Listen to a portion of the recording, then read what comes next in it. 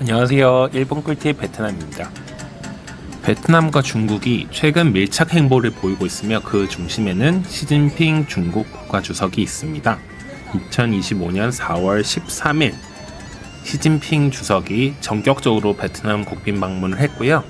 이는 올 들어 첫 해외 순방지로 베트남에 택한 것이며 미국의 고율 관세 압박 속에서 베트남 중국의 경제 협력을 강화하려는 배경이 보이고 있습니다.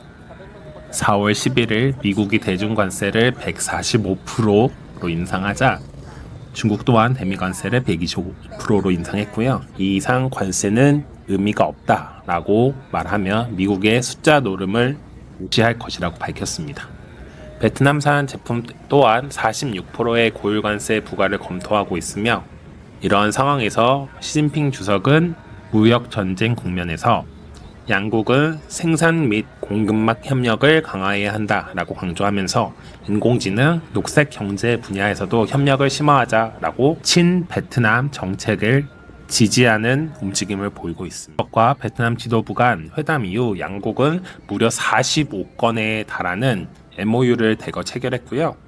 구체적인 협정 내용은 모두 공개되진 않았지만 공급망 회복력 강화, 인프라 연결, 디지털 경제, 농업 등 다양한 분야에서 포괄적인 협정 체결을 했다고 추측되고 있습니다.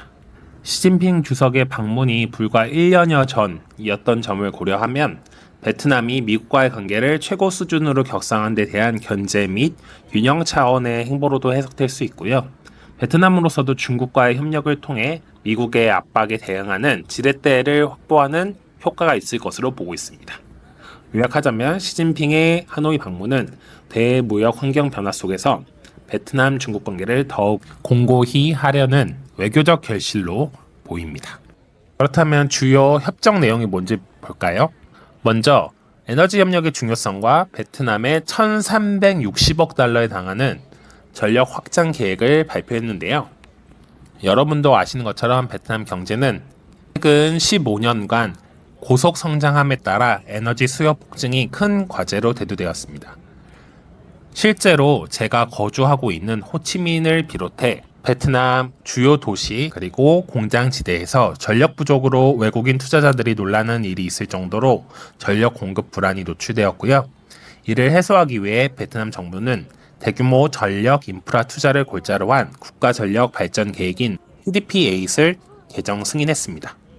이는 2030년까지 1360억, 하나 180조 원 규모의 전력 분야에 투자하여 발전 용량을 현재 80기가와트 수준에서 2배 가량인 236기가와트 범위로 최소 2배 이상 확대하는 청사진을 밝힌 것인데요. 이 투자 규모는 베트남 2024년 GDP의 4분의 1에 달할 만큼 방대하며 에너지 분야에서 국제 협력과 해외 자본 유치가 필수적인 상황입니다. 특히 눈에 띄는 점은 베트남이 2016년 중단했던 원자력 발전을 다시 재도입하기로 한 것입니다. 후쿠시마 사고 이후 백지화되었던 원전 건설 계획을 부활시킨 것이고요. 특히 최신 원전 기술과 소형 모듈 원자로 등 기술에 관심을 갖고 러시아, 일본, 한국, 프랑스, 미국, 중국 등 외국 파트너들과 협력 협의를 진행할 계획이라고 밝혔습니다. 아울러 재생에너지 투자 확대 계획도 밝혔는데요. 2030년까지 태양광 발전을 전체 설비 용량의 30% 정도 늘릴 것이라고 밝혔습니다. 이렇듯 베트남의 대규모 인프라 개발 수요를 중국이 적극 지원하는 모양새인데요. 이에 따라 중국의 대베트남 영향력이 확대될 것이라는 전망이 있습니다. 특히 인프라 관련 주요 골자는 베트남과 중국 사이에 철도 3개를 연결하는 것을 최우선 전략 산업으로 추진하겠다고 밝혔는데요.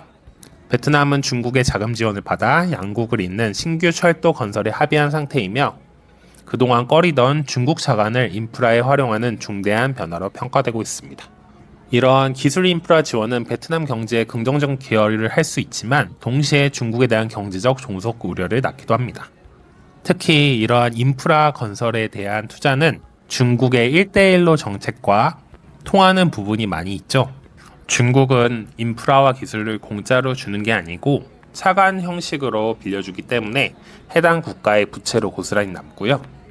과거 영국이나 네덜란드, 동인도 회사와 같은 상업 제국주의적 영업 방법이라는 비판적인 분위기도 있습니다. 이로 인해 1대1로에 참여하던 에스토니아, 이탈리아, 필리핀, 파나마 등의 국가는 해당 계획에 탈퇴하고 독립 노선을 취하기도 하였죠.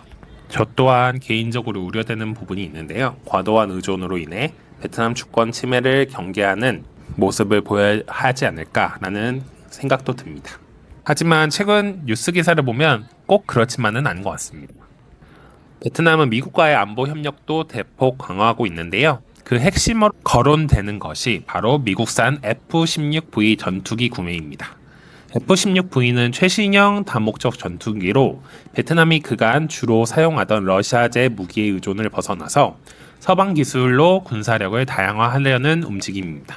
작년 베트남은 F-16 전투기 최소 12대를 구매하기로 약속했으며 2025년에 양국이 F-16V 도입에 원칙적으로 합의한 것으로 알려졌습니다. 이 거래는 1975년 베트남 전쟁 종전 이후 미 베트남 간 최대 군사 협력 사례가 될 전망이며 베트남 입장에서는 남중국해에서 중국과 대치하는 상황에 대비한 공군 전력 증강이라는 실질적 이득이 있습니다. 또 미국으로부터 특별 금융 지원 등 우대 조건을 얻어 비교적 저렴하게 도입을 할 수 있을 것으로 거론되어 지정적인 부담을 덜면서도 안보 이익을 취할 수 있는 좋은 소식이었죠. 또한 경제 분야에서도 베트남과 미국의 관계는 지속적으로 강화하려는 움직임을 보이는데요. 특히 미국은 중국산 제품의 베트남 경유 수출에 대한 단속 강화를 중요한 이슈로 꼽았습니다. 특히 트럼프 행정부가 들어서면서 중국산이 베트남산으로 둔갑해 수출되지 않도록 관리하라고 압박해왔고 베트남 정부도 이에 부응해 다양한 대책을 시행하고 있습니다. 베트남 산업통상부는 기업들에게 원산지 관리를 철저히 할 것을 하였고 중국산 소재에 의해 의존하지 말 것을 지시했습니다. 또한 무작위 실사 강화 등 조치를 취해 환적 및 우회 수출 차단에 나섰습니다. 이는 베트남이 미국과의 무역 마찰을 사전에 방지하고 메이드 인 베트남 제품에 대한 신뢰를 지키기 위한 조치로 보입니다. 이처럼 베트남은 중국과 가까워지면서도 미국과 협력하는 이중적인 모습을 보이는데요. 그 배경이나 이념에는 철저한 실리 외교, 국익 중심의 외교가 있습니다. 우선 경제적인 이유가 있을 텐데요. 중국은 현재 베트남의 최대 교역국으로 연간 교역액이 2천억 달러에 육박할 정도로 방대한 시장입니다. 특히 베트남 내 물가를 잡기 위해서는 중국과의 우호적인 무역 관계를 유지하는 것이 필수입니다. 두 번째로 투자 및 인프라 측면에서도 중국과의 협력은 베트남에 큰 실익을 주는데요. 최근 몇 년간 미중 갈등으로 인해 중국 내 공장들이 베트남으로 이전을 많이 했고요. 중국 기업들의 베트남 투자가 상당히 많이 진행되고 있습니다. 이런 생산시설 이전은 베트남의 산업 고도화 일자리 창출에도 기여를 했고요. 요컨대 중국과의 협력이 베트남 경제 성장 목표 달성에 실질적 도움을 주는 측면이 큽니다.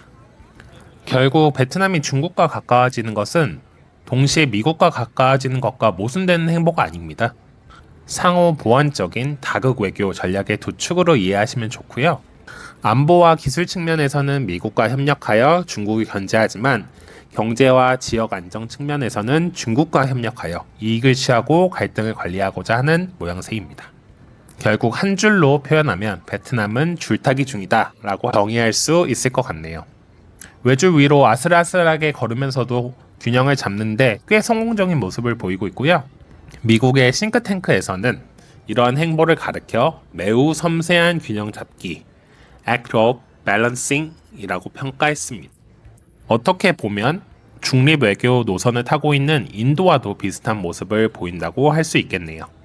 그래서 오늘은 베트남이 정말 중국 편에 서는가에 대해서 한번 알아봤고요. 항상 그렇듯이 베트남은 노련한 균형 감각으로 흔들리면서도 떨어지지 않고 자신만의 길을 개척해 나가고 있다고 생각합니다. 물론 비판하실 수도 있겠지만 저는 약소국의 입장에서 상당히 좋은 방법이 아닌가라는 생각도 들어요.